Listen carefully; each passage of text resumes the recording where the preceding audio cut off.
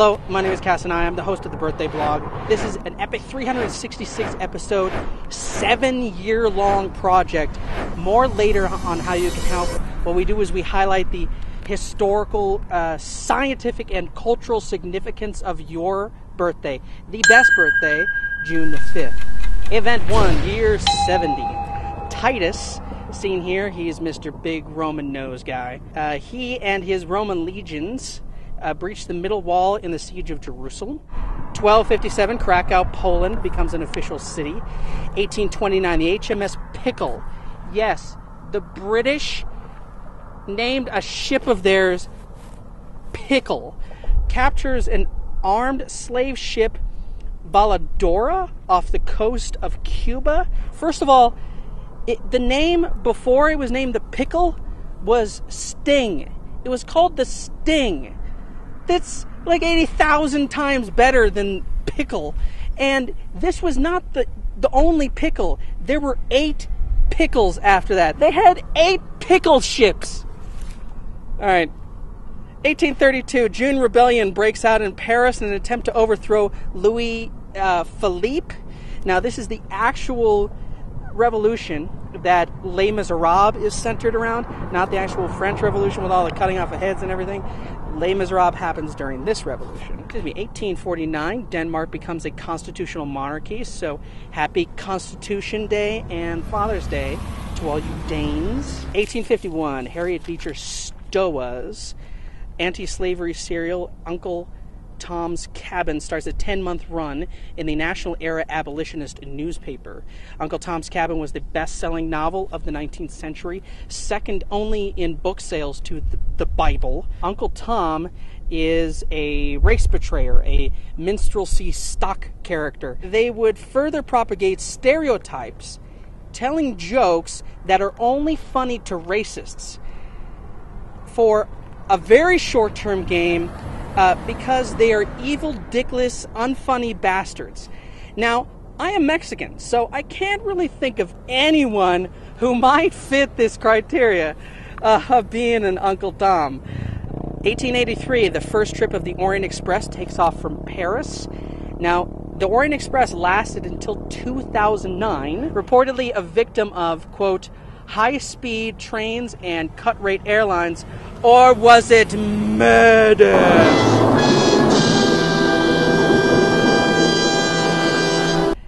1915, on the 66th anniversary of the new Constitution, they amended the Constitution in Denmark to allow women's suffrage. So, yay for Denmark. They're one of the first countries that actually let women vote. 1933, U.S. Congress abrogates the United States' use of the gold standard, nullifying the right of creditors to demand payment in gold. Or as Jack Palance would put it, in gold. This day in history in World War II, we got 3 events for you. 1942 of World War II, United States declares war on Bulgaria, Hungary, and Romania. Gotta have Romania in there. 1944, more than 1,000 British bombers drop 5,000 tons of bombs on German gun batteries on the Normandy coast in preparation for D-Day. 1 year later, the Allied Control Council, the military occupying body, which consisted of the United States, United Kingdom, Soviet Union, and France, take over Germany, or essentially formally take power. 1947, the Marshall Plan. In a speech to Harvard University, United States Secretary of State George Marshall calls for economic aid to Europe. 1959, the first government of the state of Singapore is sworn in, their first independent government since 200 BCE. 1963, British Secretary of State of War John Profumo resigns in a sex scandal known as the Profumo Affair. You know, I'm so thankful that we live in the modern political age where we don't have to talk about these kind of childish school things, and we can be more concerned about what really matters politically. I'm just joking. Look at this fucking picture. This is the girl he had the affair with. She was like dating a Russian spy at the time. This is some crazy shit. Okay, all right. So in 1962, Keeler, that's the bitch's name, became involved in an altercation with her former live-in lover, Johnny Edgecombe. Meanwhile, Keeler had become involved with a Jamaican drug dealer named Aloysius Lucky Gordon. When that relationship ended, Gordon attacked her with an axe and took her hostage for 2 days. Keeler turned to Edgecombe for help, and in the ensuing fight between him and Gordon, the latter received a knife wound to his face. Fearful of reprisal from Gordon, Edgecombe asked Keeler to help him find a solicitor so that he could turn himself in.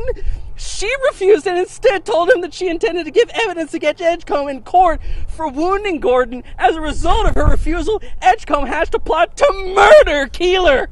By the way, several movies have been made about this, several songs written as well.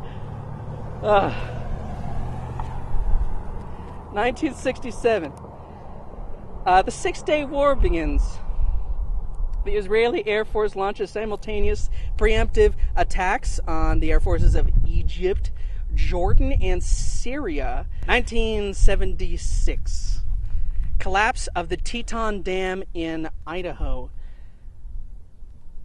I have no joke about this. It's pretty shitty. 10 people died. 1977. The Apple II, one of the first personal computers, goes on sale.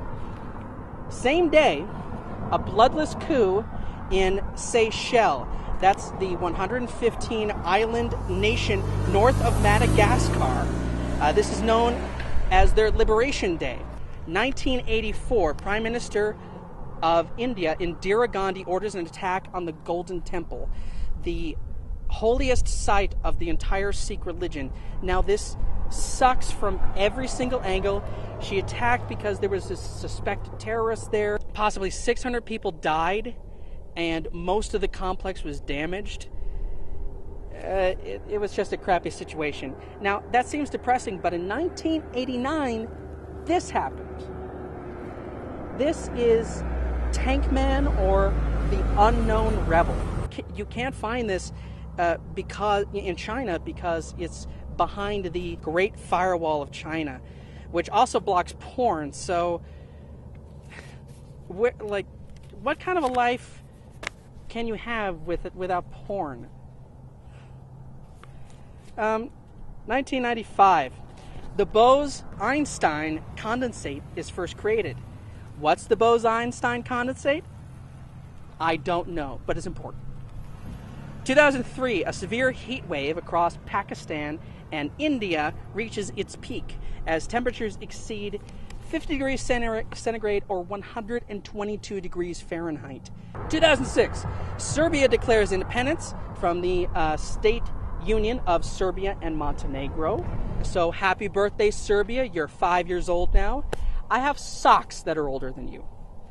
2007, Vice President Dick Cheney's former Chief of Staff, Scooter Libby, is sentenced to 2.5 years in jail. 2.5 years for the Valerie Plame incident, for lying and generally shitting on the CIA. Now, this is great, justice and all that, until you read the next paragraph and see that George W. Bush pardoned him. So, he didn't go to jail. All right, now these are some of the people who also share your birthday, June the 5th.